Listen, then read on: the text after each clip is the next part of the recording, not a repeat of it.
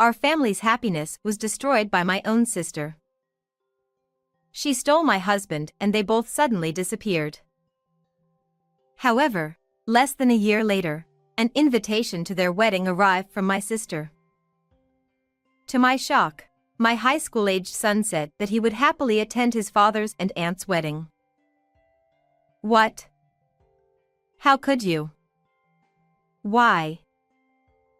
I was devastated to see my son, whom I thought was my only ally, acting this way. However, at that moment, I didn't realize the truth.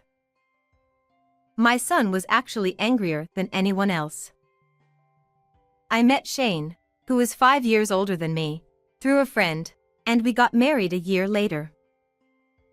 For me, who had lost both parents, having a new family was the greatest happiness. I became a homemaker when I got pregnant, but Shane, being in a managerial position with a stable income, ensured that we didn't have any financial worries. I cooked meals for him and we chatted about trivial things when he came home. We were living peaceful days like that. I thought it would continue like that forever. However, this happiness gradually began to change its form. I began to notice a change when my son Alex entered his 3rd year of junior high school. Until then, Shane had always come home on time, and we would have dinner together. But suddenly, he started coming home later. I understood that he was busy as a manager. However, when he would cancel family outings we had planned in advance or come home in the middle of them due to work, I couldn't help but feel frustrated too. As Alex grew older and our time together as a family became less, I didn't appreciate Shane's behavior. But when I tried to address it, he would sigh with furrowed brows.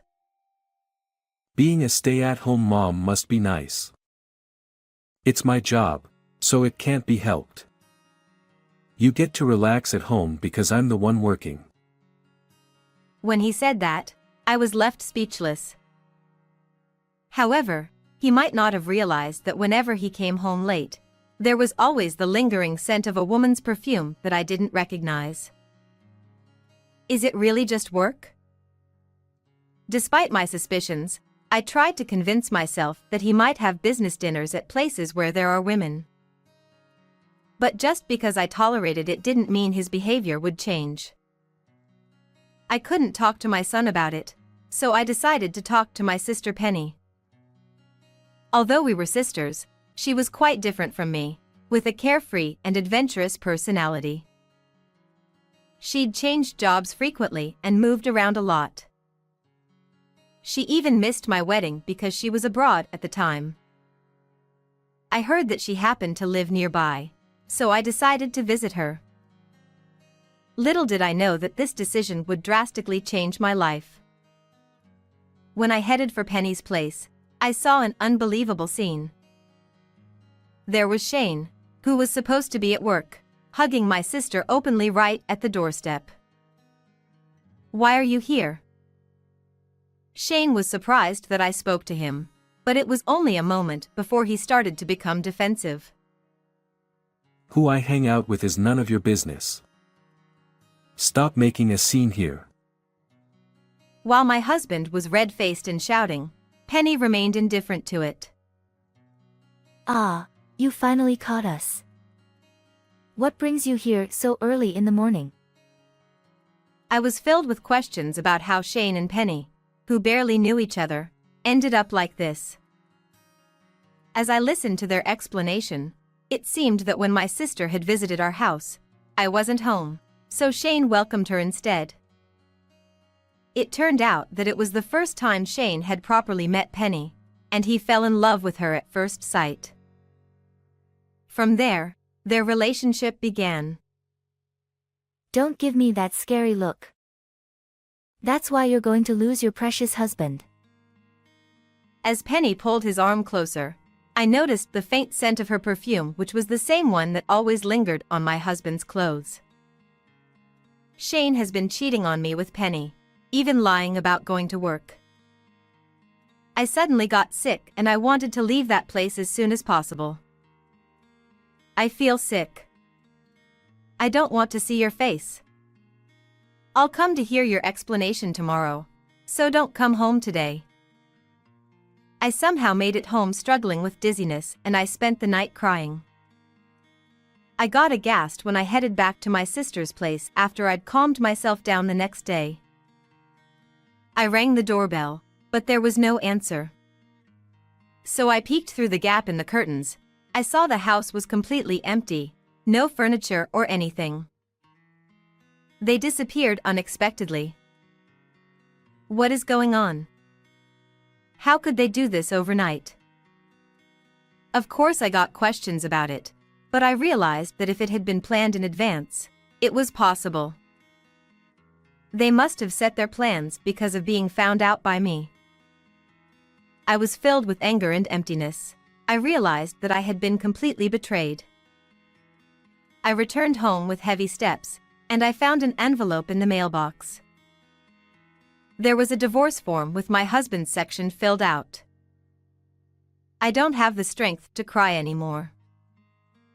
Afterward, I explained things to my son indirectly, but Alex is already 15 years old.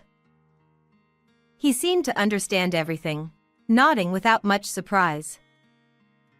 What Dad has done can't be taken back, but I love you more than him, so you'll be fine. Get well soon.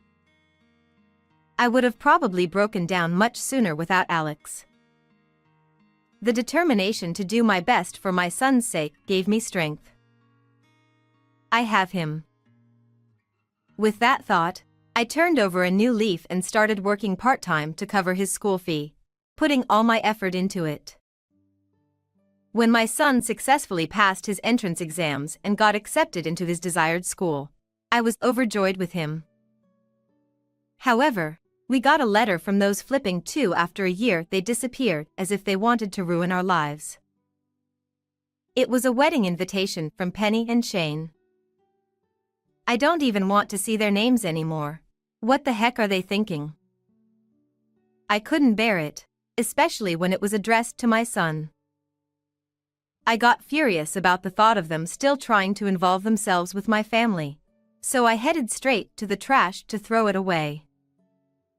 However, Alex snatched the invitation out of my hands when he saw it. Oh, it finally arrived. What do you mean? Did you know about this? Yeah. Dad said he'd sent it, so I figured it was about time.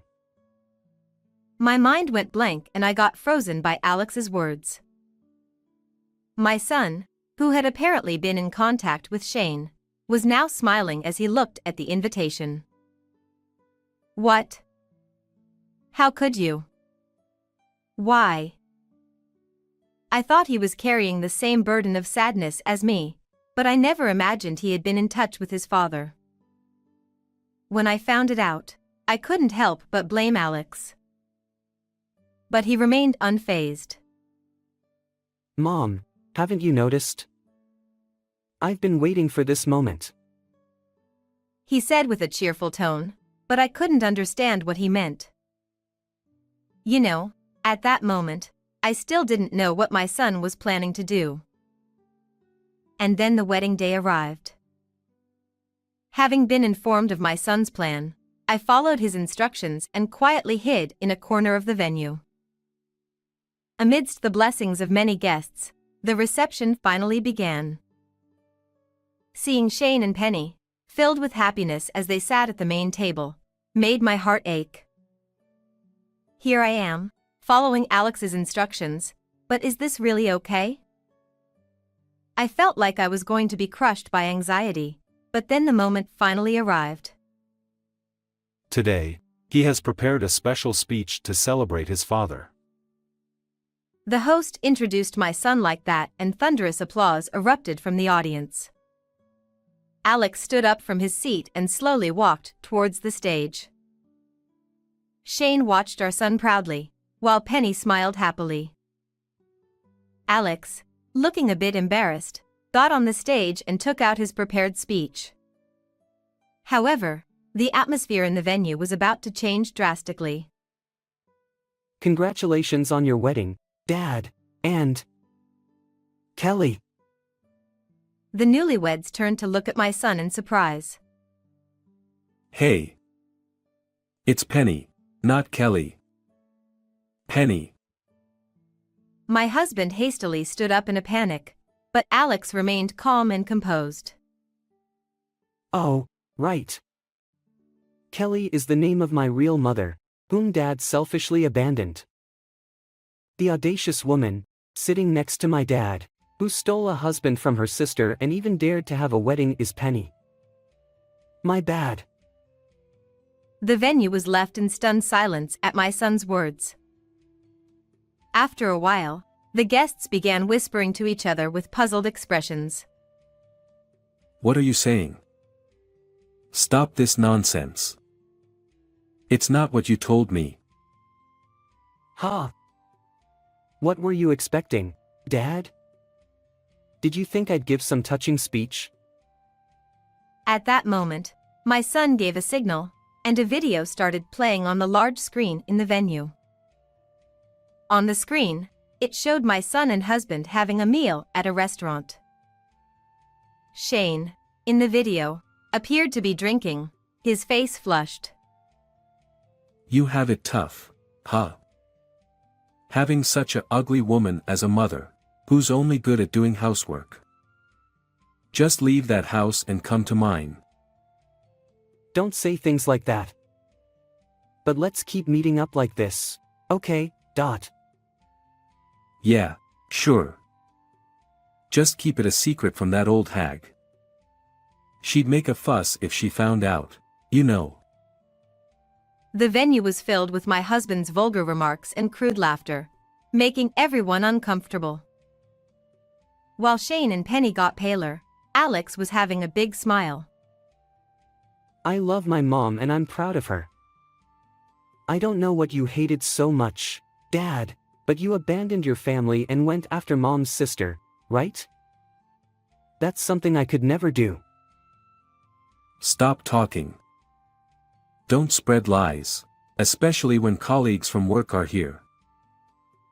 Of course, my husband wouldn't be openly discussing the circumstances of his marriage to Penny with the guests from work.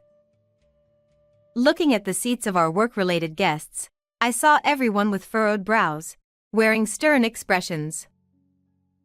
Be proud of yourself, Dad.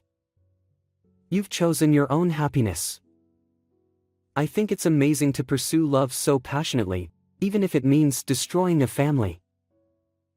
Despite his smile, I could sense an underlying rage in my son's expression that sent shivers down my spine. He continued by playing various videos and audio recordings. These included the moment when Shane started cheating, Penny's act of seduction, Shane ran away from me, and likely recordings taken during the times he secretly met with Shane without my knowledge. Shane, who had thought of Alex as his ally, had let his guard down and shared various details every time they met. Enough. Is Kelly behind this? You're too malicious. What kind of person are you? Penny's voice rang out as if she were the victim. Finally, Shane reached boiling point, and he stood up from his seat, then approached my son. Watch out. That thought crossed my mind as my body moved reflexively. I jumped in front of my son, taking the slap from Shane intended for him. Are you Kelly? Shane widened his eyes when he saw me, dressed as a staff member, fall to the ground after being slapped. Actually, when we arrived at the venue, my son had told me. Pretend to be a staff member and wait inside the venue. I've told them that you're part of the surprise, so it'll be fine. So, I had dressed in the provided clothes and sneaked into the reception hall. Mom, are you okay? Alex rushed over in a panic and peered down at me with a worried expression. I was supposed to be the one getting hit. Did you provoke him on purpose for that? As my son nodded slightly in response to that question, Shane shouted even more. Are you all in on this? Cut it out. Anyone who can't celebrate our marriage can leave right now. But what awaited my husband, who was breathing heavily, was a sight he hadn't expected at all. As some of the guests began to leave their seats, others followed suit one by one. Eventually, even some of the relatives sitting in the family section left the venue without even looking at the bride and groom. The only ones left in the room were his parents. But their faces were contorted with anger. Hey! Didn't you say your ex-wife cheated on you and left? It seemed my husband had painted me as the villain, earning sympathy from his parents and planning to be with Penny. Wow. So you lied about your previous marriage to justify marrying Penny? Well, you see. Well, whatever. You're throwing such a splendid wedding. So, you have money, right? Huh. When I addressed Shane, he turned to me with a foolish expression. Since you suddenly disappeared, I couldn't claim any compensation. Shane, you owe $30,000, and Penny, $15,000. Huh? Why do I have to pay too? As I said this, my sister's face turned as red as an apple, and she raised her voice. Of course. I will settle what you two did with money, so be grateful. Hold on a second. Do you have any idea how much this wedding cost? We were counting on congratulatory money from them, but everyone left, and I don't have any money. Neither do I. I spent my savings on going to beauty salons just for this day. They were all shouting selfishly, but I couldn't care less about their excuses. I'll handle everything through my lawyer from now on. We'll never see each other again, so I wish you the best of luck. I made the greatest sarcastic remarks at the two who could hardly find happiness, and I left the scene with my son. I heard that Shane and Penny faced a rough time afterward. Since they had invited friends, everything was exposed to them, and all of them cut ties with them. Shane received a cold shoulder from his bosses and colleagues who attended the wedding reception, and as a result, he repeatedly made mistakes at work. This led to significant losses for the company, and eventually, he got fired. It seems they are now living together in a rundown apartment. The happiness they took from me faded away, leaving behind only a miserable life. On the other hand, I am living happily with my son. He told me he wanted to become a lawyer in the future. I'll support him wholeheartedly so that his big dream comes true. Don't leave the TV on. Turn off the lights in either the living room or your room. Got it, got it. I'll save energy properly. I left the house to go shopping far away. Whether we are leaving or at home, our family works together to save energy by making sure we don't forget to turn off the lights or adjust the air conditioner settings. Today, as usual, I went out with the family reminding each other to be careful. However, when I came back a few hours later, our precious home had completely changed. If you love saving so much, let me save energy for you. The sinister sound was her laugh. Sneaking into our home, she turned off the circuit breaker, causing a major incident. The reason she did such a thing was, my name is Luna. I'm 29 years old and married to Ollie, who is my age. After our marriage, we moved in with his family. His mother had already passed away, and his father, who had a chronic respiratory condition, was living alone. My husband, worried about his father's health, persuaded me to move in while I continued working. His unmarried sister was also living there, but I couldn't get along with her. His father, who was gentle and kind like my husband, was the opposite of his sister, who had a volatile temperament. I, being straightforward, often clashed with her, and as her elder, barely managed to keep her in check. If it weren't for her, our lives would be peaceful. However, within 6 months, his father's condition worsened. He needed an oxygen inhalation device to stay at home. Both my sister-in-law and I worked, so we couldn't help his father during the day if anything happened. While it was necessary to find a safe environment like a care facility, his father refused to leave the house filled with memories of his late wife. After discussing with my husband, we concluded that forcing him out of his home would be detrimental to his health. So we decided to hire a helper, but this led to another problem. My sister-in-law didn't like having strangers in the house and started harassing the helpers. She would secretly insult and annoy them, claiming, if they can't provide proper care, we can't trust them with father, and kept complaining to the agency. Many helpers quit, and when we figured out the cause, it was too late. The agency told us, we can't send anyone new, essentially giving up on us. What should we do? We've been rejected by this company too. We're probably blacklisted. Damn, it's because of her. Known as a troublemaking household, we couldn't rely on helpers anymore. We sighed and had to think of other solutions. My sister-in-law, naturally selfish and isolated from the family, was frequently admonished by my husband, which led to fierce sibling arguments. He eventually told her, move out and be independent.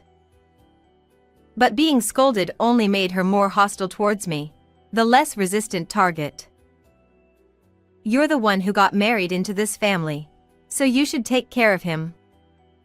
My brother can't quit his job, but you can. Hearing this, my husband would argue again. This didn't allow for a peaceful life for his father either.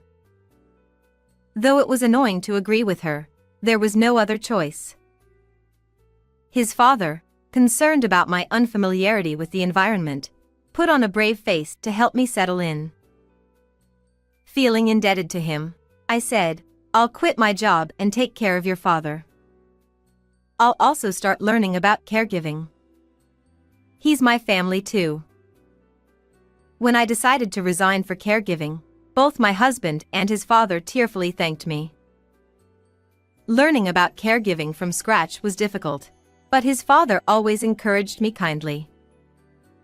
The only constant was my sister-in-law, who remained at home without helping with housework or caregiving.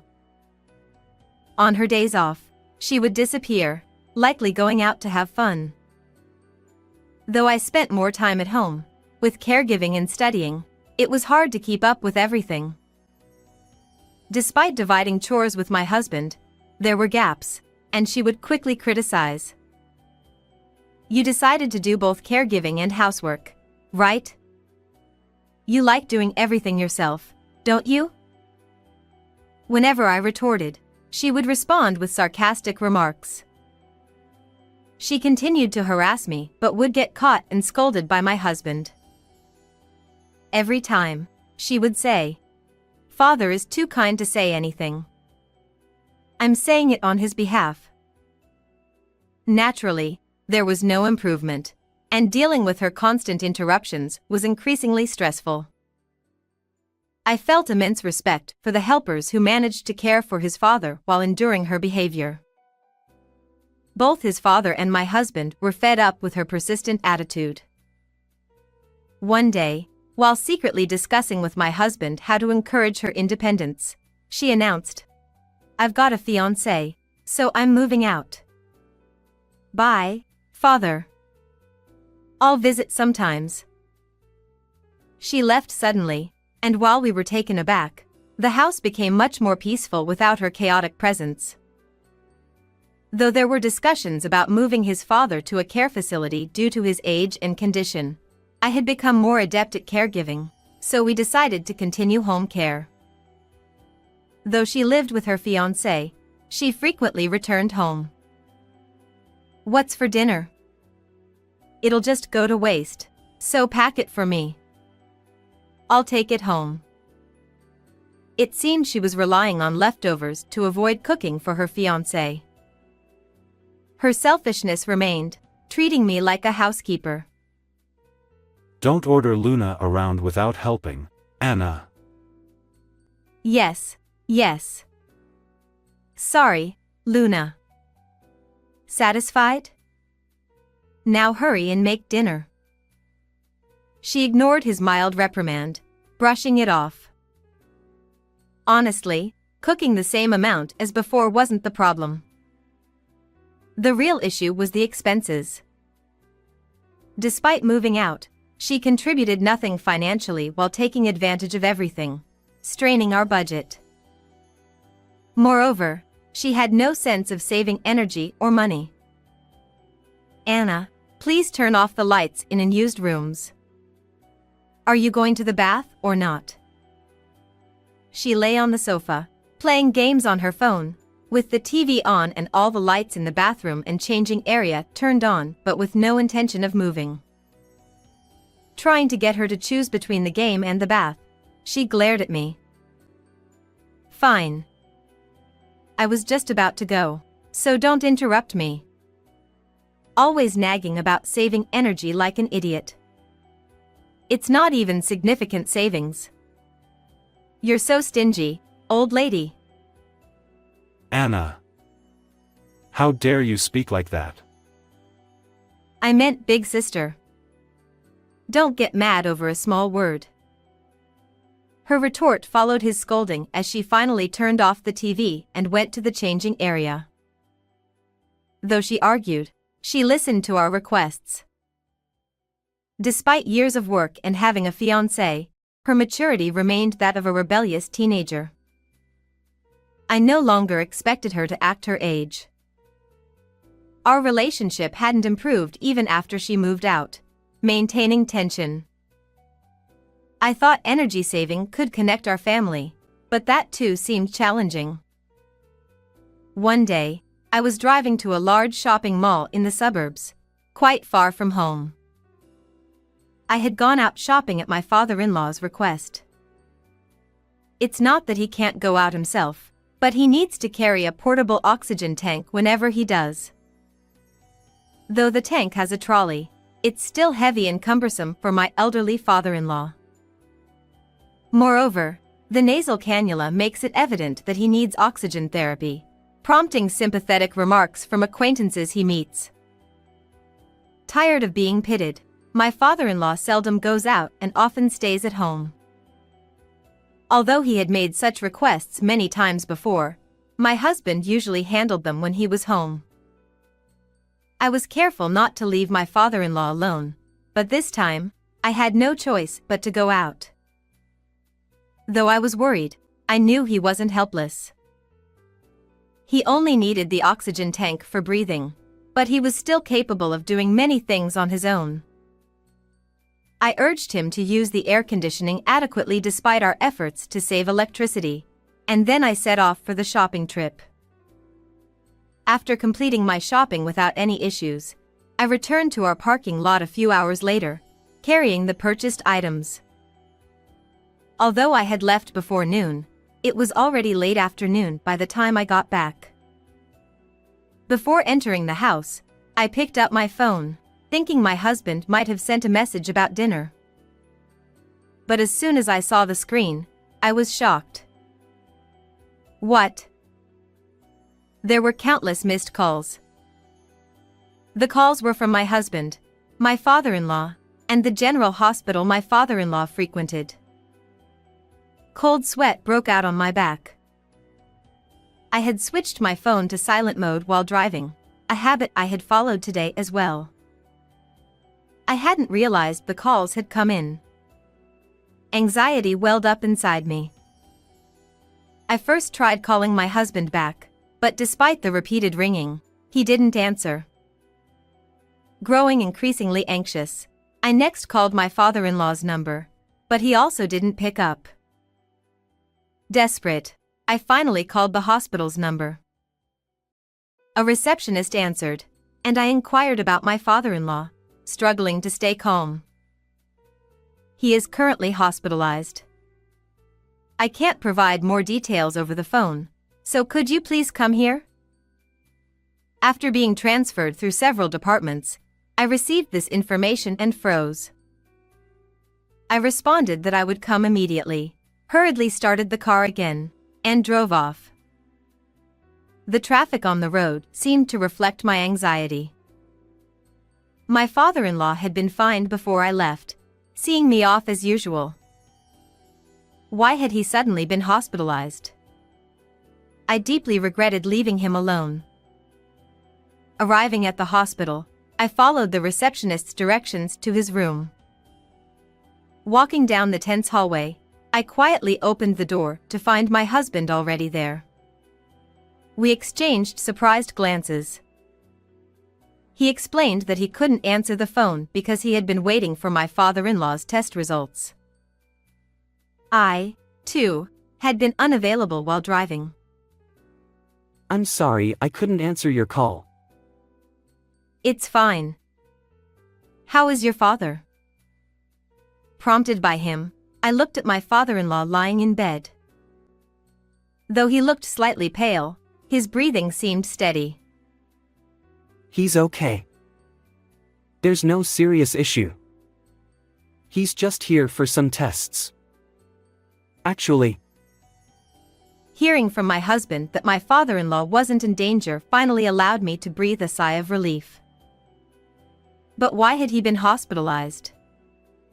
Just as I was about to learn the reason from my husband, the door to the hospital room burst open with a bang. My sister-in-law rushed in, her eyes filled with fear. Ignoring us, she ran straight to my father-in-law's bed and screamed upon seeing him. "Ah! What happened to Dad?" Her loud scream made my husband hastily try to calm her down. But her panicked voice echoed through the room. please, calm down. He tried to pull her away from the bed. Though her voice eventually softened, she suddenly glared at me and started yelling. "You were with him. What happened?" Her angry words hit me, and I was left speechless.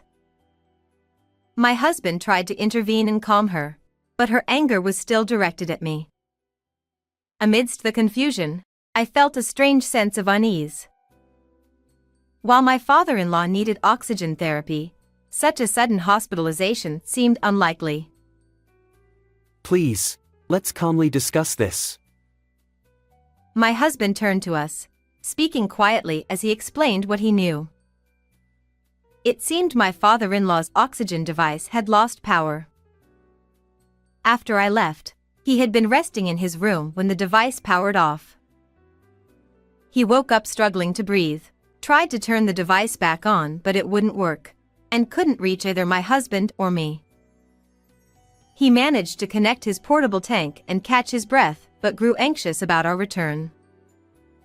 Feeling a headache coming on, he decided to go to the hospital but had no means of transportation. He tried calling a taxi but found his hands shaking too much to dial. So he went to the neighbor's house for help. The neighbor, seeing him, screamed and took him inside, laid him on their living room couch, cooled him with ice packs, and called an ambulance. Only then did my father-in-law realize he was suffering from heat stroke. Thanks to the timely treatment at the hospital, he was now stable. According to the doctor, my father-in-law's age made him less sensitive to heat, and he mistook his symptoms for aging issues. With convulsions setting in, immediate treatment and a few days of observation were deemed necessary. After hearing this, I asked my husband a pressing question. The device losing power. It couldn't have been the plug. We installed it so it couldn't be easily unplugged, right? My husband frowned, looking thoughtful. My sister-in-law remained silent, but her face was visibly pale. You're right. It shouldn't have unplugged on its own. I checked when I went home to pack for the hospital. The plug was still in. What? Then why? His words only deepened my confusion. He had gone home to prepare the hospital bag and checked the device, finding the power off but the plug still in. He now looked at my sister-in-law with a stern expression. Her face, as pale as a ghost, suggested she was hiding something. Before I could comprehend why my husband seemed so angry, he raised his voice at her. You turned off the breaker, didn't you? Say something. His voice echoed through the room, making her jump and start trembling. She opened her mouth to speak but seemed unable to form words. Then my husband pulled something from his pocket. The hospital had called us multiple times, but my husband had been the first to answer. When he went home to pack, he immediately noticed something wrong. The house was unusually hot, and none of the electrical appliances were working. Checking the breaker, he found it switched off. Puzzled, he recalled our home security cameras. We had installed several cameras years ago after a break-in, and they had remained for our safety. Despite our efforts to save electricity, these were deemed necessary. I found this on the cameras. I transferred it to my phone to show you both. My husband showed us the footage on his smartphone. First, what appeared was the familiar entrance to our home. A few minutes after I had left, my sister-in-law showed up. I was surprised to see that she had come to our house, and I couldn't help but glance at her sitting next to me. She used her own key to unlock the door and went inside. Unlike her usual loud self, she was moving around cautiously, almost as if she was checking to make sure no one was around. It looked like she was confirming my absence. My husband operated the smartphone, switching to the camera inside the entrance. The location of our breaker is near the ceiling of the shoe cabinet. My sister-in-law climbed onto the chair we used to put on shoes and opened the breaker cover. What is she doing? Even though I knew what was going to happen, I couldn't help but scream. The camera, which has an audio recording function triggered by sound, captured not only the rustling noises but also her horrifying mutterings. This is the breaker, right? If the fridge stops, that savings freak will calm down a bit, right? Her malicious laughter echoed in the silent hospital room. Here you go. Enjoy your favorite energy saving. After that, the video ended because the breaker was tripped. We were left speechless and stood there in shock. When the breaker is tripped, the power supply to the entire house stops. For the few hours until my husband noticed, as she had planned, the contents of the refrigerator would have turned into a disaster. From her panic when she rushed into the hospital room, she clearly hadn't understood the gravity of her actions, but this was far too malicious to be considered just a punishment for me. However, she reacted in an unexpected way. Because you're always nagging about saving energy. Tears welling up, she started raising her voice to justify herself. I didn't know Father was home. I thought he had gone out with you. It's your fault for leaving him alone. She kept repeating that she didn't expect this to happen. Her tearful plea for self-preservation was in stark contrast to the fiery anger burning within me. How could you sneak in and cut the power like a thief? We're lucky he survived, but what if something had happened to your father? I couldn't help but lash out at her, but she raised her voice even louder to blame me. It's your fault. It's all your fault that Father ended up like this. Her accusations pierced my heart. True, I shouldn't have left him alone. Wasn't it my mistake to leave him behind, saying it would be a burden to take him out? In the tense hospital room, suddenly, the atmosphere was shattered. Be quiet. The father-in-law, who should have been asleep, shouted at her. He couldn't speak very loudly due to his illness. Given his usually calm demeanor, we were all taken aback. Our gazes all turned to my sister-in-law. Do you understand what you've done? You caused trouble for everyone, and nearly killed your own father. Luna is not to blame. His eyes were filled with anger and disappointment. His voice was much harsher than his usual gentle tone. The commotion caused by my sister-in-law's screaming had fully awakened him, and he had heard the entire conversation, including the surveillance camera incident. If you keep this up, get out. And don't ever come back. His sharp reprimand left my sister-in-law pale and frozen, but soon she started to cry loudly. It was incredibly annoying. She was apologizing to her father, but he responded, You're a nuisance. Get out. With that, my husband escorted her out of the hospital room. A few days later, my father-in-law was discharged. When my husband and I went to pick him up, he greeted us with a relieved smile, his health having improved. But upon returning home, my sister-in-law was waiting in front of the entrance. Since that incident, she hadn't shown herself to us. We had expected her to apologize, but the words that came out of her mouth were the same as before. It's your fault. Everything that happened to my father is because of you. Both my father-in-law and husband looked exasperated. Seeing her once again trying to blame me, my father-in-law stepped forward. You should be grateful we didn't call the police. What you did is unforgivable. His cold voice left her speechless. But he didn't stop there. He was utterly disgusted with her. You're disowned. It's unbelievable that you still don't understand the seriousness of this situation. As I said at the hospital, don't ever come to our house again. With a stern tone, he dismissed her and entered the house. She stood there in shock, unable to move, probably never expecting to be disowned by her own father. My husband and I believed his anger was justified, and we decided to continue supporting him. We left her standing there and went back inside. After that, my sister-in-law tried to contact us multiple times to apologize. But my father-in-law ignored all of them. He had no sympathy for her after all the trouble she had caused. Neither did we.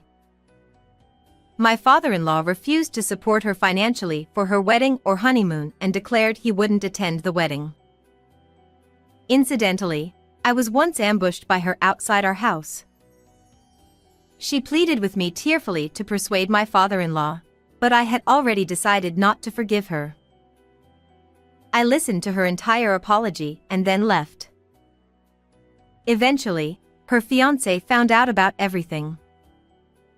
He had initially contacted my father-in-law out of curiosity about the odd refusal to attend the wedding.